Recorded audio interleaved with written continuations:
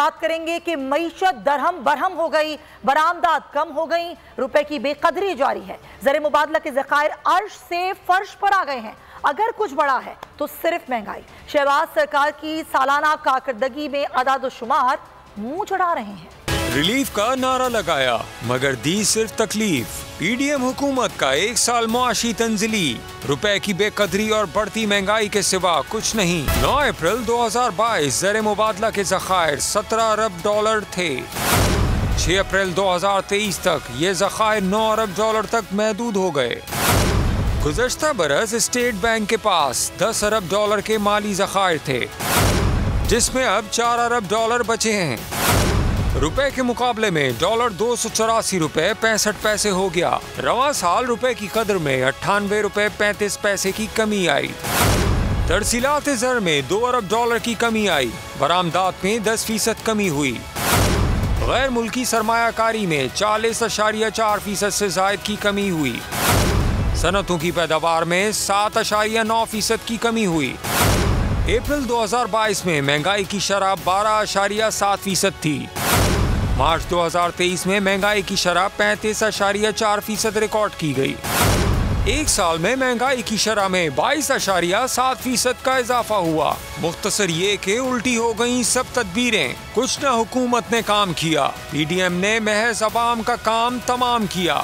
यही सूरत हाल है नाजरीन। शरह नमू 0.6% पर खड़ी है। 34% महंगाई की शरह हो गई है। रुपए की बेकदरी जारी है और जो शहबाज सरकार है उनके सारे दावे, सारे वादे उल्टे हो चुके हैं। ना ही रुपया जो है उसकी बेकदरी रुक रही है, ना डॉलर काबू में आ रहा है, ना ही किसी चीज़ की जो कीमत है वो कम हो रही है।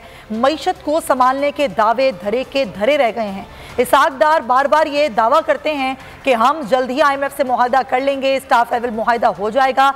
IMF अपनी शराइत पूरी करवा रहा है। शरह सूद 21% तक पहुँच चुकी है, लेकिन उसके बावजूद अभी तक IMF से मुआहदा नहीं हुआ।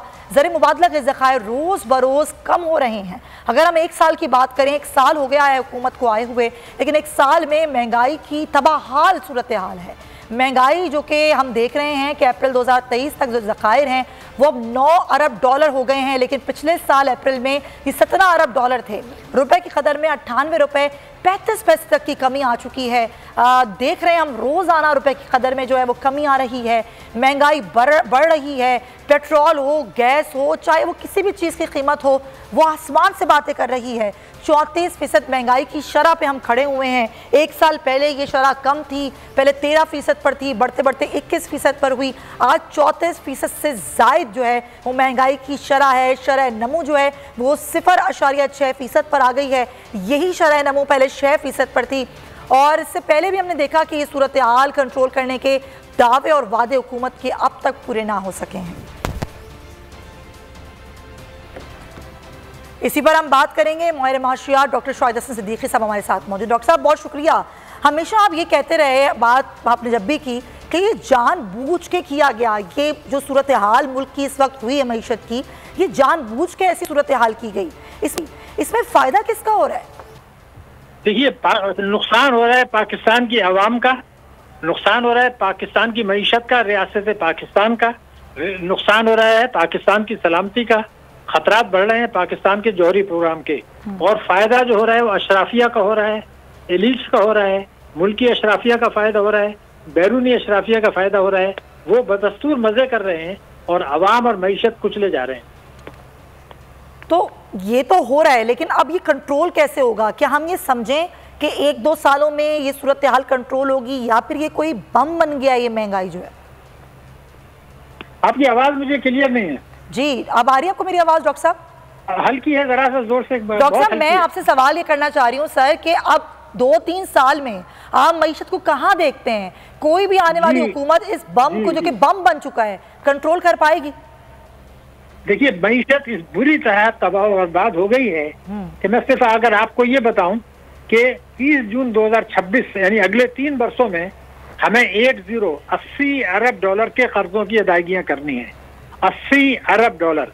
और ये जाहिर बात है कि जो आजकल हालात हैं, हमें बाहर से कर्जे मिलने में बहुत सख्त मुश्किलात हैं। हमारे कर्जे रीशेड्यूलिंग की गुंजाइश खत्म हो चुकी है। तो अब अगर या तो ये कि खुदा न खास्ता हम ये अदा नहीं कर सकेंगे, या ये होगा कि कुछ हम अपने कौमी मुफादात को कुर्बान करके, अच्छा। यानी जो अमेरिका हमसे कहता है डू मोर, उसको कुर्बान करके कुछ मोहलत हासिल कर लें तो वो एक अलग बात है।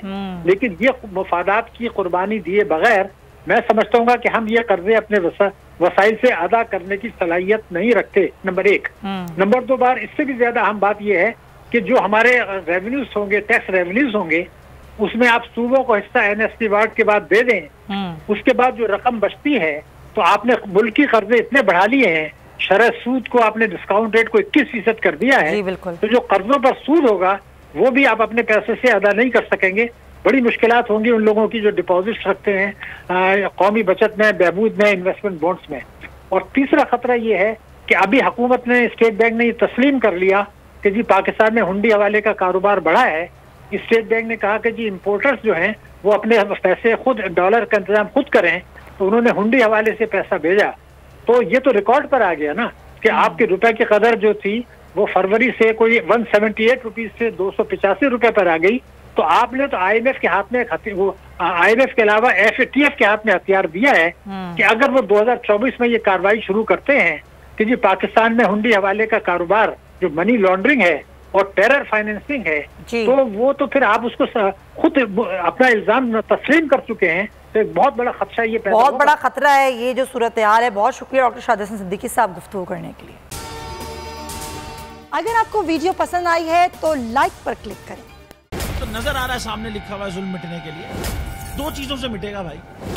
एक, अदल की कुर्सी पे जो लोग बैठते हैं ना, वो अदल के हिसाब से फैसले करने लगे। दूसरा, कौम निकल खड़ी हो जुल्म के खिलाफ, तो जुल्म खत्म हो जाएगा। या इन दोनों में से कोई एक चीज हो जाए या दोनों हो जाए। अगर 420 का मुकदमा था, उस वक्त अदलिया में जो लोग बैठे हुए केस देख रहे थे वो पूछते ना यार चीट हुआ कौन है,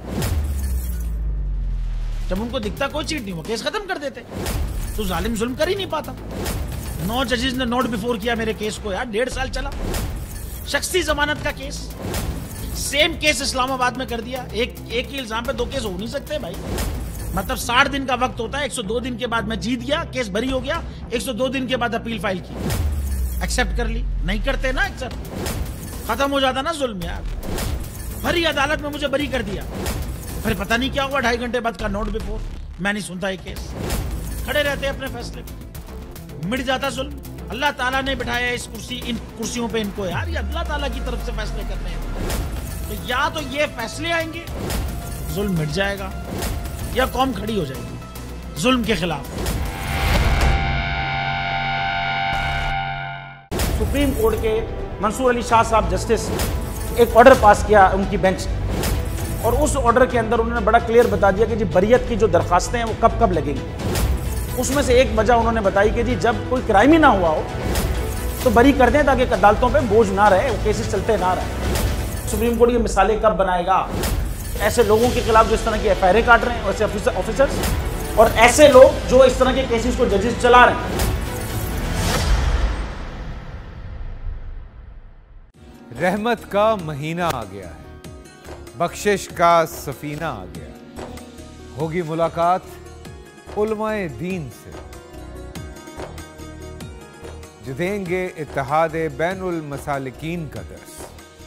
जिक्र होगा अंबियाए कराम का। रमजान की स्पेशल ट्रांसमिशन रमजान में।